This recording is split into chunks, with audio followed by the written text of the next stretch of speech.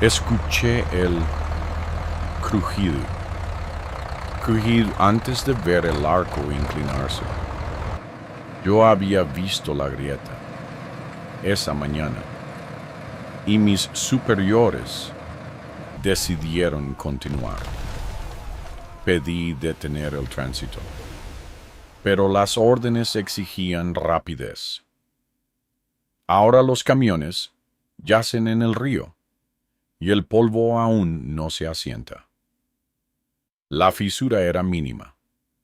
El silencio, después del colapso, no lo fue.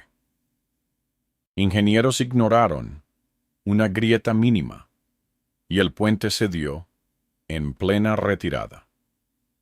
En septiembre de 1943, en el sur de Italia, las fuerzas alemanas iniciaban una retirada escalonada hacia el norte tras el desembarco aliado en la península.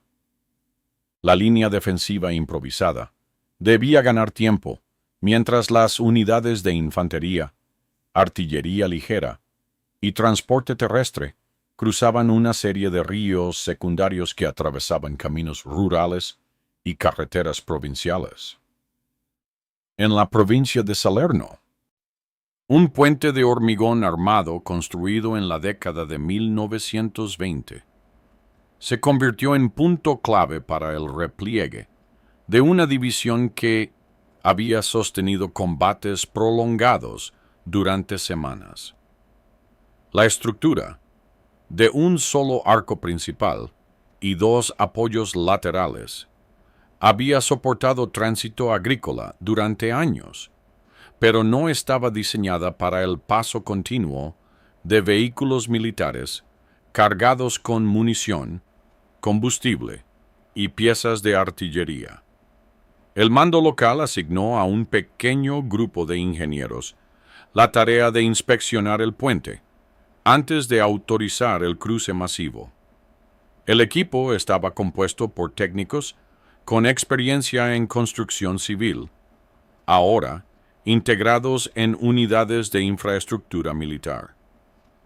Entre ellos se encontraba un ingeniero civil movilizado al inicio de la guerra, responsable de evaluar daños estructurales en caminos y pasos estratégicos.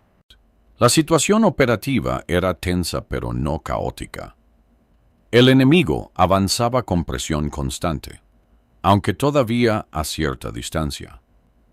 El tiempo disponible para inspecciones era limitado. Cada hora de retraso comprometía la reorganización de las defensas en el siguiente punto de contención.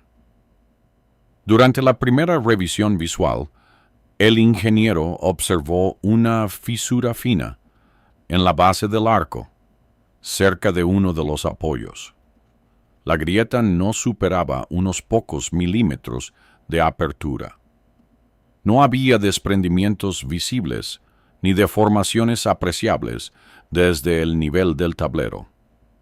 El hormigón mostraba desgaste superficial propio de la edad. La humedad del río había erosionado parte del revestimiento inferior. Sin embargo, la estructura se mantenía aparentemente estable. El procedimiento habitual exigía una evaluación detallada, mediciones de tensión y, si era posible, refuerzo provisional con vigas metálicas o reducción del tránsito simultáneo. Pero el equipo carecía de instrumentos completos. Los recursos disponibles se habían reducido tras semanas de desplazamientos forzados. El ingeniero informó verbalmente al responsable logístico del sector. Explicó que la fisura debía vigilarse y recomendó limitar el peso por vehículo durante el cruce. El responsable anotó la observación en un registro breve. La presión del calendario operativo influyó en la decisión posterior. La orden era evacuar primero el material pesado y después destruir el puente para retrasar al enemigo.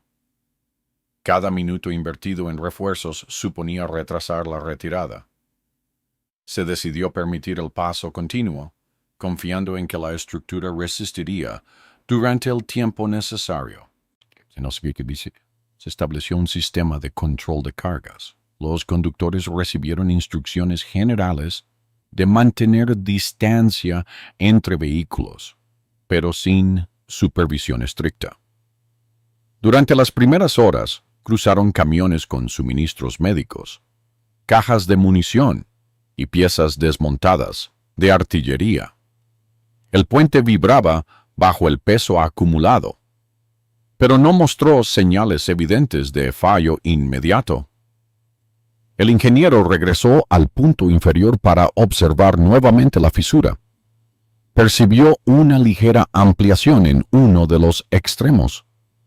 La humedad y las vibraciones parecían haber incrementado la apertura.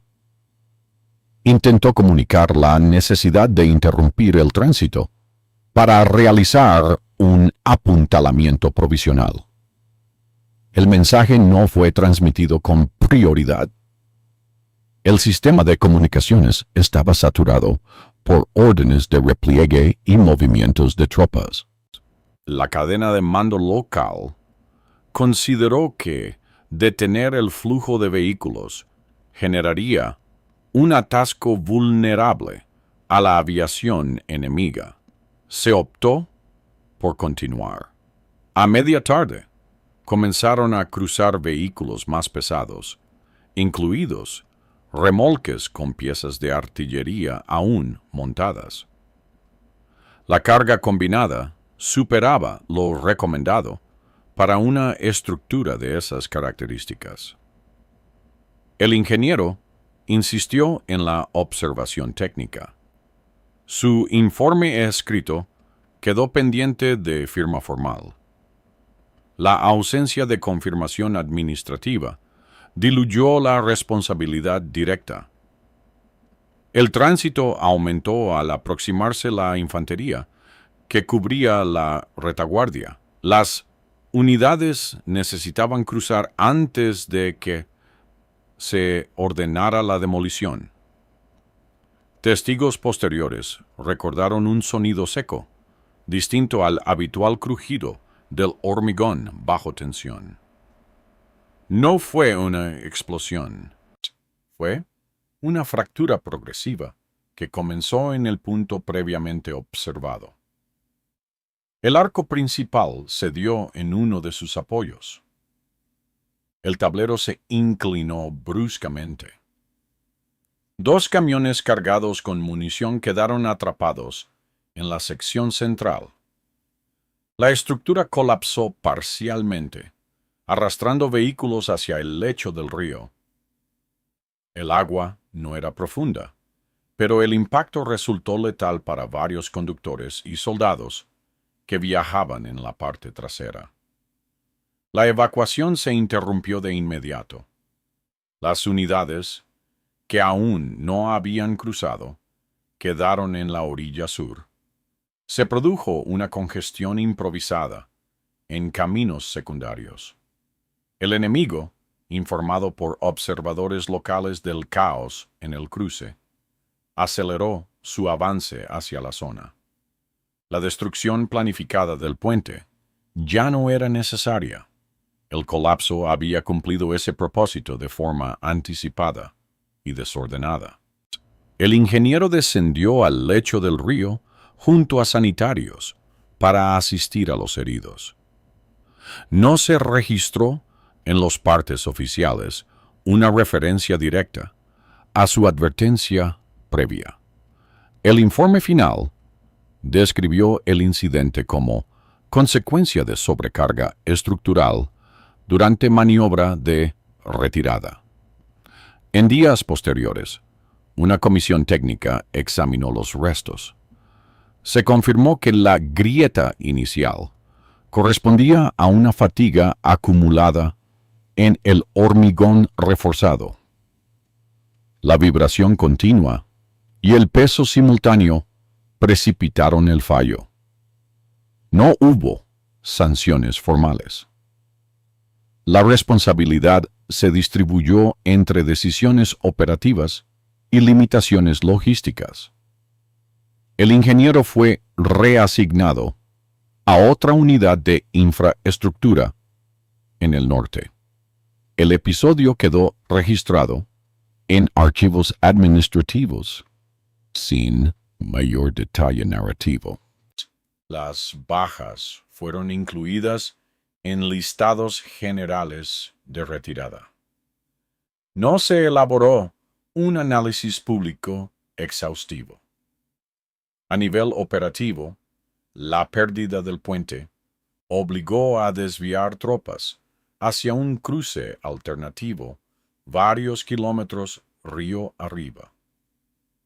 El retraso contribuyó a una retirada menos ordenada en ese sector.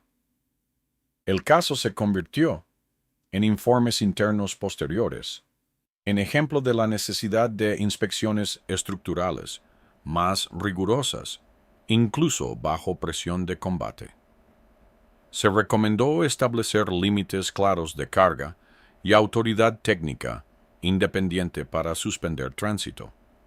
Sin embargo, en la práctica, las condiciones de guerra rara vez permitían aplicar plenamente esas recomendaciones. La prioridad inmediata solía imponerse sobre la evaluación técnica detallada. El ingeniero continuó su servicio hasta el final del conflicto. Recibió reconocimiento especial ni mención pública por su advertencia. Tampoco fue acusado de negligencia. El puente no fue reconstruido durante la guerra. Tras el conflicto, una nueva estructura metálica reemplazó al arco de hormigón original. La grieta inicial desapareció bajo escombros y sedimentos. El episodio permaneció como una nota secundaria en documentos logísticos. No figuró en relatos estratégicos, ni en memorias de altos mandos. La retirada de septiembre de 1943 siguió su curso a través de otros ríos y carreteras.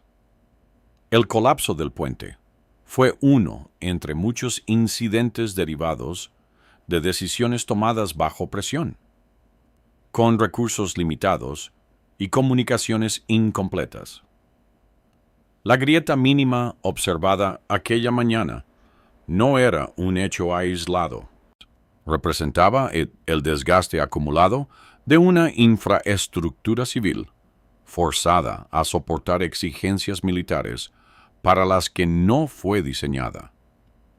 La elección de continuar el tránsito sin refuerzo respondió a una lógica operativa inmediata.